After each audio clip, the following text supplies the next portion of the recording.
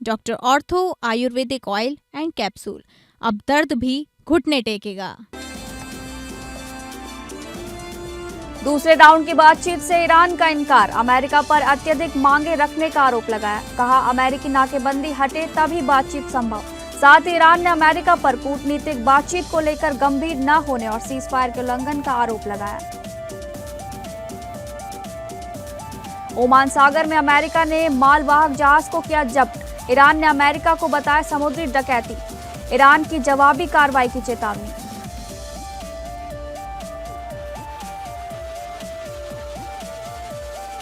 बंगाल में सीएम योगी की धुआंधार 3 चुनावी जनसभा। पश्चिम बंगाल के पिंगला, गारबेटा और जयपुर विधानसभा क्षेत्र में जनसभा कर टीएमसी और कांग्रेस पर साधा निशाना। सीएम योगी ने बीजेपी को महिला और एसटी/एससी हितैषी बताते हुए महिला आरक्षण बिल पास नहीं होने के लिए विपक्ष को दोषी ठहराया। बिहार का सीएम बनने के बाद पहली बार झारखंड दौरे पर पहुंचे सम्राट चौधरी। सम्राट चौधरी ने देवघर के वैद्यनाथ मंदिर की पूजा अर्चना। बिहार की समृद्धि और विकास के लिए बाबा से मांगा आशीर्वाद। रायपुर में लक्ष्मी सखी मिलेट कार्ड योजना का शुभारंभ। महिला एवं बाल विकास मंत्री लक्ष्मी राजवाड़े ने 21 महिलाओं को मिलेट कार्ड और सहायता राशि वितरित की। हर हितग्राही को 2 लाख रुपए की आर्थिक सहायता दी गई। लक्ष्मी राजवाड़े ने कहा योजना से महिलाओं को स्वरोजगार और आय का अवसर मिलेगा। अमरावती के परतवाड़ा यौन शोषण केस में जांच पकड़ी रफ्तार। 15 वर्षीय पीड़िता का बयान दर्ज, 6 आरोपी पर केस दर्ज। पॉक्सो एक्ट के तहत नया मामला दर्ज। जांच का दायरा बढ़ा, डिजिटल डिवाइस से डेटा रिकवरी शुरू। अहम खुलासों की उम्मीद।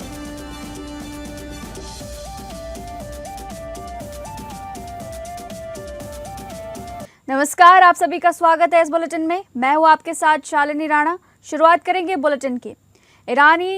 ईरान ने इस्लामाबाद शांति वार्ता में शामिल होने से इनकार कर दिया है, जिससे अमेरिका और ईरान के बीच प्रस्तावित दूसरे दौर की बातचीत पर अनिश्चितता बढ़ गई है। ईरान अमेरिका के बीच फेल हुए पहले दौर की वार्ता के बाद युद्ध का कूटनीतिक हल खोजने की कोशिशें जारी हैं। इसी बीच ईरान के विदेश मंत्रालय ने शांति वार्ता को लेकर बड़ी जानकारी दी है। ईरान के विदेश मंत्रालय के प्रवक्ता ने बताया कि हमने पाकिस्तान को अपना 10 सूत्रीय प्रस्ताव सौंप दिया। इसके साथ ही ईरान ने अमेरिका पर कूटनीतिक बातचीत को लेकर गंभीर न होने और सीजफायर के उल्लंघन का आरोप लगाया है। उन्होंने कहा कि हम अमेरिकी पक्ष पर कभी भरोसा नहीं करते, क्योंकि उसने लंबे समय से कूटनीति के साथ विश्वासघात किया है। स्ट्रेट ऑफ हॉर्मुज में जो कुछ भी हो रहा है वो अमेरिकी इजरायली हमलों का असर है। विरोधी पक्ष लगातार अपनी स्थिति बदलता रहता है और मीडिया में विरोधाभासी बयान जारी करता है। ईरान के विदेश मंत्रालय के प्रवक्ता ने कहा कि संयुक्त राज्य अमेरिका के साथ किसी भी संभावित समझौते में व्यवहारिक गारंटी शामिल होनी चाहिए। उन्होंने कहा कि 2 हफ्ते के लिए हुए सीजफायर में अमेरिकी पक्ष ने लेबनान में सीजफायर को स्वीकार करने के बावजूद अपने वादे को तोड़ दिया है। समझौते के एक हिस्से में लेबनान में सीजफायर शामिल था और हमने इसी आधार पर हॉर्मुज़ जलडमरू मध्य खोला। अमेरिकी इजरायली हमलों से पहले हॉर्मुज़ जलडमरू मध्य सुरक्षित था। ईरान के विदेश मंत्रालय के प्रवक्ता ने अमेरिका पक्ष पर कूटनीति रास्तों पर न चलने का गंभीर आरोप लगाते हुए कहा कि पिछली बातचीत में तेहरान को अपने ऊपर लगे प्रतिबंधों को हटाने के संबंध में कोई ठोस प्रस्ताव नहीं मिला है। अमेरिका और इजरायल द्वारा हॉर्मुज़ की सुरक्षा को खतरे में डालने के संबंध में अंतर्राष्ट्रीय समुदाय को अपनी जिम्मेदारी निभानी चाहिए। ईरान ने साफ कर दिया है कि वो फिलहाल इस वार्ता में शामिल होने की योजना नहीं बना रहा है। ये जानकारी ईरान के सरकारी मीडिया ने दी है। ईरान की सरकारी समाचार एजेंसी ने कहा कि इस्लामाबाद में दूसरे दौर की बातचीत को लेकर जो खबरें चल रही हैं वे सही नहीं हैं। ये बयान ऐसे समय में आया है जब अमेरिकी राष्ट्रपति डोनाल्ड ट्रंप ने वार्ताकारों को पाकिस्तान भेजने का आदेश दिया है, जबकि मिडिल ईस्ट में युद्ध विराम 22 अप्रैल को खत्म होने वाला है। ईरान ने अमेरिका पर अत्यधिक मांगे रखने का आरोप लगाया है। उसके मुताबिक अमेरिका की अव्यवहारिक शर्तें, बार बार रुख बदलना और विरोधाभासी बयानबाजी बातचीत में बाधा बन रही है। ईरान ने यह भी कहा कि अमेरिकी नौसैनिक नाकेबंदी युद्ध विराम के समझौते का उल्लंघन है और इससे हालात और खराब हो रहे हैं। तेहरान का कहना है कि इन परिस्थितियों में सकारात्मक बातचीत की संभावना बहुत कम है।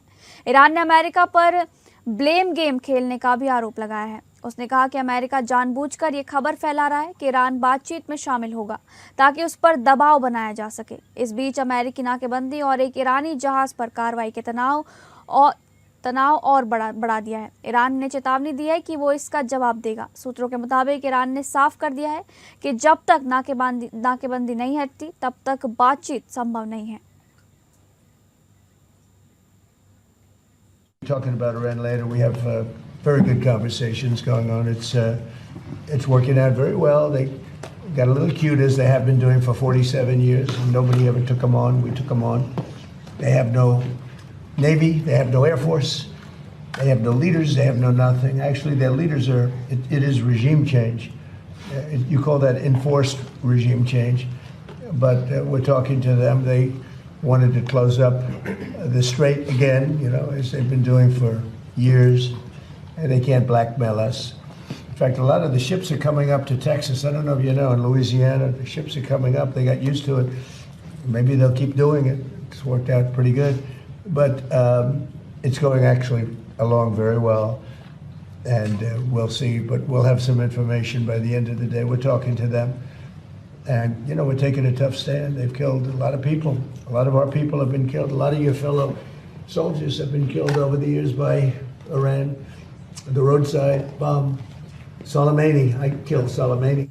ओमान सागर में बढ़ते तनाव के बीच ईरान और अमेरिका के बीच टकराव एक बार फिर खुलकर सामने आ गया है। ईरान ने आधिकारिक तौर पर पुष्टि की है कि अमेरिका ने उसके मालवाहक जहाज तोस्का पर हमला कर उसे अपने कब्जे में ले लिया है। तेहरान ने इस कार्रवाई को समुद्री डकैती करार देते हुए कड़ी प्रतिक्रिया देने की चेतावनी दी है। ईरान के सैन्य मुख्यालय हजरत खत्म अल अंबिया की ओर से जारी बयान में कहा गया कि अमेरिकी सेना ने ओमान सागर के अंतर्राष्ट्रीय जल क्षेत्र में ईरानी जहाज पर हमला किया। बयान के अनुसार अमेरिकी मरीन ने जहाज पर चढ़कर उसके नेविगेशन सिस्टम को निष्क्रिय कर दिया और उसे जब्त कर लिया। वहीं अमेरिकी सेना के central command United states central command ने इस कार्रवाई को सही ठहराया है। अमेरिका का दावा है कि मालवाहक जहाज अमेरिकी नौसैनिक नाकेबंदी का उल्लंघन कर रहा था। अमेरिका ने इस पूरी कार्रवाई को पेशेवर और संतुलित बताया है। उन्होंने ये भी कहा कि जहाज पर अमेरिकी मरीन तैनात हैं और वे अंदर की जांच कर रहे हैं कि उसमें क्या सामग्री मौजूद है। इस जहाज का नाम तोस्का बताया जा रहा है। ये घटना उस समय सामने आई जब ट्रंप ने पहले घोषणा की थी अमेरिकी वार्ताकार सोमवार को पाकिस्तान जाकर ईरान के साथ दूसरे दौर की बातचीत करेंगे। इससे 2 हफ्ते के अस्थायी युद्ध विराम को आगे बढ़ाने की उम्मीद जताई जा रही थी। व्हाइट हाउस के अनुसार उपराष्ट्रपति जेडी वेंस अमेरिका प्रतिनिधिमंडल का नेतृत्व करेंगे और उनके साथ स्टीव विटकॉफ और जेरेड कुशनर भी शामिल होंगे, जिन्होंने पहले दौर की लंबी वार्ता में भी भाग लिया था।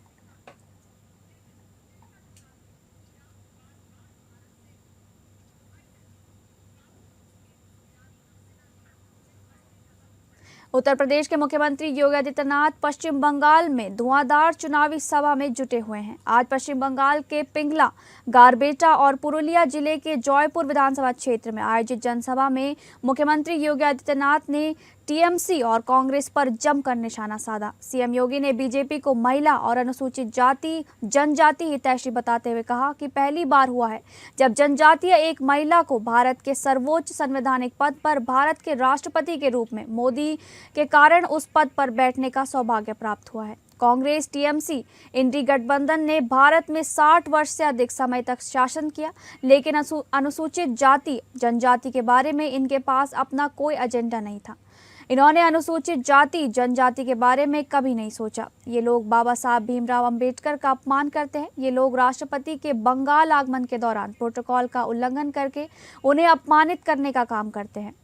भारत की जनता इसको बर्दाश्त नहीं करेगी। इनका जो व्यवहार महामहिम राष्ट्रपति के प्रति था, वही व्यवहार टीएमसी, कांग्रेस, डीएमके, एसपी इन सब का भी हाल ही संसद सत्र के दौरान भी रहा। इन्होंने नारी शक्ति वंदन अधिनियम को, जिसे प्रधानमंत्री लागू करना चाहते थे, इन दलों ने उसे पारित नहीं होने दिया। ये चीज़ें दिखाती हैं कि आधी आबादी का अपमान करना, नौजवान का अपमान करना, अन्नदाता किसानों, गरीबों का अपमान करना इनकी फितरत बन चुकी है। लेकिन अब जनता जागरूक हो चुकी है। वो इस प्रकार के भ्रष्टाचार, कदाचार लिप्त सरकारों को स्वीकार नहीं करेगी। बंगाल कभी भारत की स्वर्ण भूमि कही जाती थी।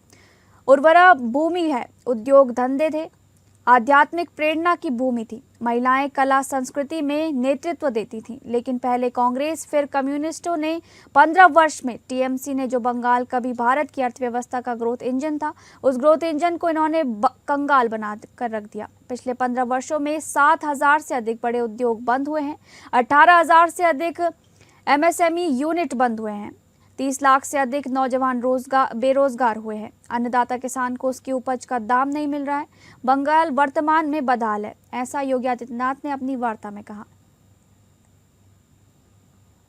स्वामी विवेकानंद ने वैश्विक मंच पर हम सब भारतीयों को गौरव की अनुभूति कराने वाला उद्घोष किया था कि गर्व से कहो हम हिंदू हैं।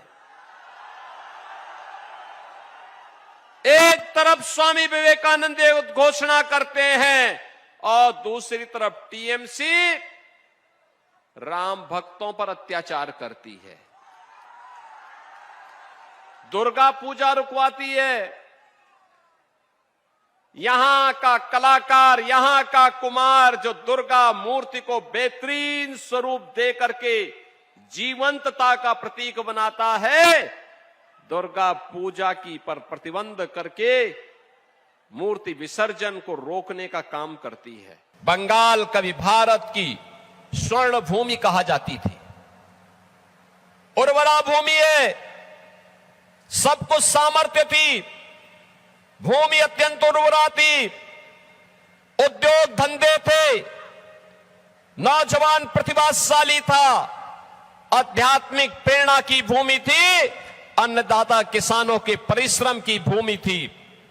महिलाएं कला और संस्कृति को लेकर के नेतृत्व देती थी, लेकिन पहले कांग्रेस ने फिर कम्युनिस्टों ने 15 वर्षों में टीएमसी ने जो बंगाल कभी भारत की अर्थव्यवस्था का ग्रोथ इंजन था, उस ग्रोथ इंजन को इन्होंने कंगाल बना करके रख दिया है। मुख्यमंत्री योगी आदित्यनाथ ने सोमवार को अपने सरकारी आवास 5 कालिदास मार्ग में जनता दर्शन में प्रदेश भर से आए फरियादियों से मुलाकात की, उनकी शिकायतें सुनी और संबंधित अधिकारियों को समय सीमा के अंदर निस्तारण कराने का निर्देश दिया। मुख्यमंत्री ने कहा कि जनसेवा सरकार का कर्तव्य है और सरकार अपने कर्तव्य पथ पर चलकर प्रदेश की 25 करोड़ जनता की सेवा कर रही है। हर उचित समस्याओं के समाधान के लिए सरकार संकल्पित है। बरेली की रहने वाली दीप्ति जनता दर्शन में पहुंची। उन्होंने मुख्यमंत्री के समक्ष अपना दर्द बयां किया। बताया कि वो किराए के मकान में रहती हैं और ठेला लगाकर जीवन यापन कर रही हैं।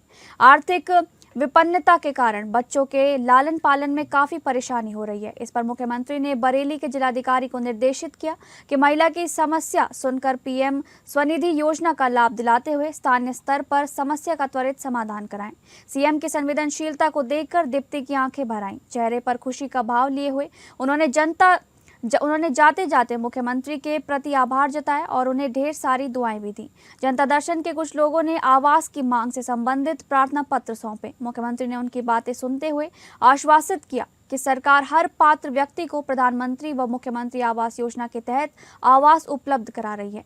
सीएम ने संबंधित जनपदों के जिलाधिकारियों को आवेदकों का पत्र भेजते हुए उन्हें निर्देशित किया कि पात्रता के आधार पर इन्हें भी आवास योजना का लाभ दिलाएं। इन लोगों ने भी मुख्यमंत्री के प्रति कृतज्ञता ज्ञापित की। मुख्यमंत्री के पास कुछ लोगों ने इलाज के लिए आर्थिक सहायता की गुहार लगाई। इस पर सीएम योगी ने तत्काल एस्टीमेट बनवाकर शासन को उपलब्ध कराने को कहा। उन्होंने कहा कि आप परिजन की चिंता कीजिए, इलाज की चिंता सरकार करेगी। वहीं कुछ अभिभावकों ने आर्थिक परेशानी का जिक्र करते हुए बच्चों की पढ़ाई पर चिंता जताई। इस पर मुख्यमंत्री ने अधिकारियों को निर्देशित किया कि किसी बच्चे का स्कूल नहीं छूटना चाहिए। बच्चे जहां पढ़ रहे हैं वहीं उनकी शिक्षा जारी रहे। इसके लिए प्रबंधन से वार्ता कर बच्चों की शिक्षा की व्यवस्था की जाए। सीएम ने अवैध कब्जे और पुलिस से जुड़े मामलों में लापरवाही का संज्ञान लेते हुए इन प्रकरणों में तत्काल कार्रवाई कराने का निर्देश दिया और कहा कि स्थानीय पुलिस प्रशासन समस्या का समाधान कराकर पीड़ितों को संतुष्ट करे।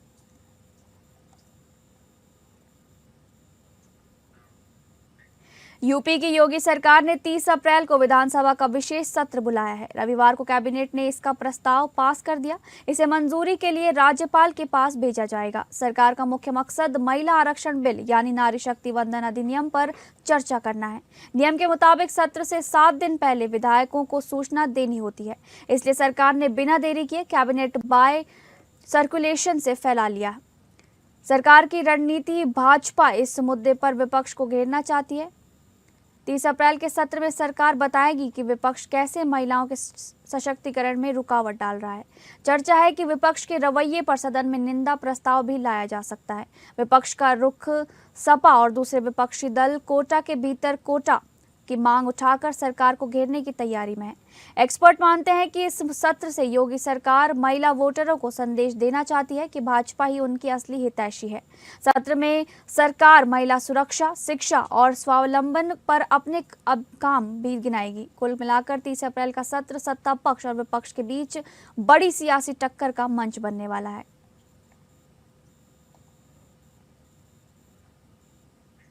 उत्तराखंड के मुख्यमंत्री पुष्कर सिंह धामी ने मदरसों को लेकर बड़ा और सख्त ऐलान दिया है। उन्होंने स्पष्ट कहा है कि राज्य में संचालित मदरसों को Uttarakhand board of school education का पाठ्यक्रम लागू करना होगा, अन्यथा उनके खिलाफ कड़ी कार्रवाई की जाएगी, यहां तक कि उन्हें बंद भी किया जा सकता है। मुख्यमंत्री धामी का ये बयान राज्य में शिक्षा व्यवस्था को एक रूप बनाने और पारदर्शिता सुनिश्चित करने के उद्देश्य से अहम माना जा रहा है। उन्होंने कहा कि सभी शैक्षणिक संस्थानों में एक समान पाठ्यक्रम लागू होना चाहिए ताकि बच्चों को आधुनिक और गुणवत्तापूर्ण शिक्षा मिल सके। सीएम ने यह भी स्पष्ट किया कि सरकार किसी के धार्मिक अधिकारों में हस्तक्षेप नहीं करना चाहती, लेकिन शिक्षा के क्षेत्र में नियमों का पालन अनिवार्य है। उन्होंने कहा कि राज्य में चल रहे सभी मदरसों को सरकार द्वारा निर्धारित मानकों का पालन करना होगा और बच्चों को मुख्यधारा की शिक्षा से जोड़ना जरूरी है। सरकार का मानना है कि इससे मदरसों में पढ़ने वाले छात्रों को भी प्रतियोगी परीक्षाओं और आगे की पढ़ाई में बेहतर अवसर मिलेंगे। इसके साथ ही शिक्षा प्रणाली में पारदर्शिता और जवाबदेही भी बढ़ेगी। मुख्यमंत्री के इस बयान के बाद राज्य की सियासत गर्मा गई है। जहां एक ओर इसे शिक्षा सुधार की दिशा में बड़ा कदम बताया जा रहा है, वहीं कुछ संगठनों ने इसे धार्मिक संस्थानों में हस्तक्षेप करार दिया है। फिलहाल सरकार ने संकेत दिए हैं कि नियमों का पालन न करने वाले मदरसों के खिलाफ सख्त कार्रवाई तय है। आने वाले दिनों में इस फैसले का असर राज्य की शिक्षा व्यवस्था और राजनीतिक माहौल दोनों पर देखने को मिल सकता है।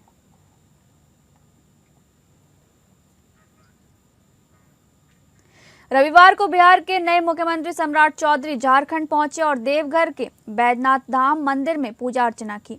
मंदिर में उन्होंने गर्भगृह में जाकर बैजनाथ धाम के ज्योतिर्लिंग पर जलाभिषेक किया और पूजा अर्चना कर अपने और पूरे राज्य के बेहतर भविष्य की कामना की।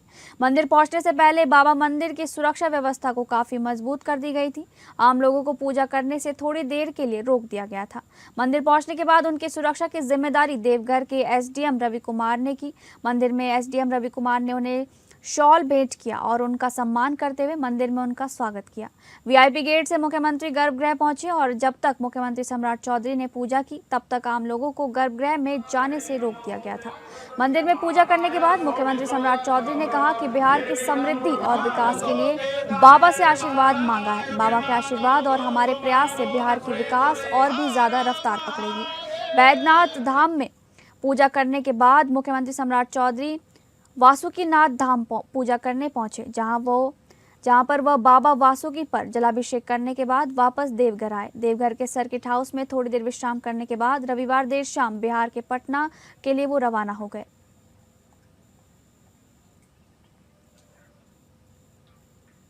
महाराष्ट्र के नासिक स्थित टीसीएस मामले में अब तक कुल 9 एफआईआर दर्ज की जा चुकी हैं। पुलिस ने कार्रवाई करते हुए 7 से 8 आरोपियों को गिरफ्तार कर लिया है। आरोपियों में कंपनी के अलग अलग स्तर के कर्मचारी शामिल बताए जा रहे हैं। मामले की गंभीरता को देखते हुए राष्ट्रीय महिला आयोग यानी कि एनसीडब्ल्यू की 4 सदस्यीय टीम नासिक पहुंची थी। टीम ने मौके पर जाकर विस्तृत जांच की। इस दौरान आयोग के सदस्यों ने स्थानीय पुलिस अधिकारियों से केस की प्रगति पर चर्चा की, पीड़ितों के बयान दर्ज किए और टीसीएस प्रबंधन से भी पूछताछ की। एनसीडब्ल्यू जल्द ही अपनी विस्तृत जांच रिपोर्ट केंद्र सरकार को सौंपेगी। इस रिपोर्ट में आरोपों की सच्चाई और दोषियों की जिम्मेदारी तय की जाएगी। इस केस में नामजद एक महिला आरोपी निदा खान फिलहाल फरार चल रही हैं। पुलिस उसकी तलाश कर रही है। इस बीच निदा खान ने गिरफ्तारी से बचने के लिए कोर्ट में अग्रिम जमानत याचिका दायर की है, जिस पर सुनवाई बाकी है। टीसीएस ने मामले को गंभीरता से लेते हुए सभी आरोपियों को तत्काल प्रभाव से सस्पेंड कर दिया है। कंपनी ने आंतरिक स्तर पर जांच के लिए एक अलग पैनल गठित किया है। साथ ही निष्पक्ष जांच के लिए डेलॉयट और ट्रिलीगल जैसे बाहरी एजेंसियों की भी मदद ली जा रही है। कंपनी का कहना है कि उसके पॉश कमेटी और उनके अन्य आंतरिक शिकायत निवारण चैनलों में इस तरह की कोई शिकायत पहले दर्ज नहीं कराई गई थी। फिर भी टीसीएस ने भरोसा दिलाया है कि वो पुलिस और सभी जांच एजेंसियों के साथ पूरा सहयोग कर रही है और दोषियों पर सख्त कार्रवाई की जाएगी।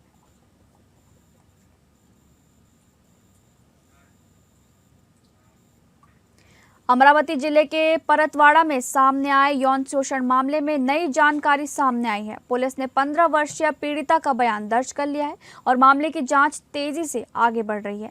इस बीच मुख्य आरोपी आयान के दोस्त और सह आरोपी उजैर खान के खिलाफ भी पीड़िता की मां ने शिकायत दर्ज कराई है। उस पर 15 वर्षीय लड़की का पीछा करने का गंभीर आरोप लगाया गया है। इस शिकायत के आधार पर उजैर खान के खिलाफ पॉक्सो एक्ट के तहत नया मामला दर्ज किया गया है, जिससे केस का दायरा और बढ़ गया है। साथ ही मामले से जुड़े डिजिटल डिवाइस से डेटा रिकवर करने की प्रक्रिया भी शुरू कर दी गई है। पुलिस का मानना है कि इन डिजिटल सबूतों से जांच में कई अहम खुलासे हो सकते हैं। परतवाड़ा मामले में दर्ज इस नई एफआईआर के बाद आरोपियों की मुश्किलें बढ़ गई हैं और अब सभी की नजर आगे की जांच पर टिकी है।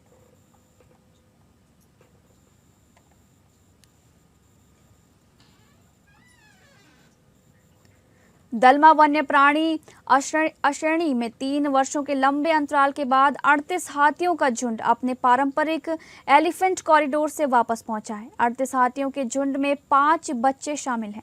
इससे वन विभाग के अधिकारियों और कर्मियों में खासा उत्साह देखा जा रहा है।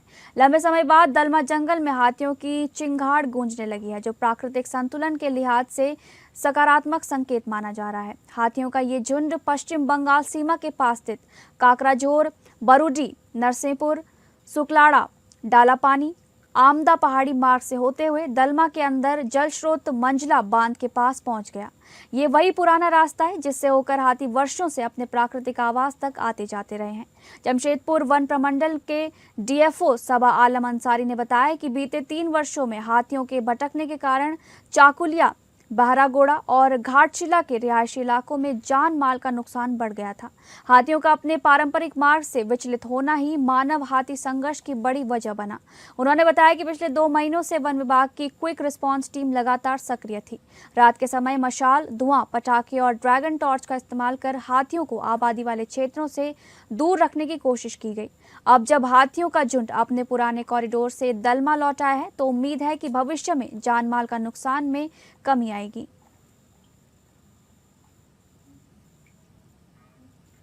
फिलहाल इस बुलेटिन में बस इतना ही। नमस्कार।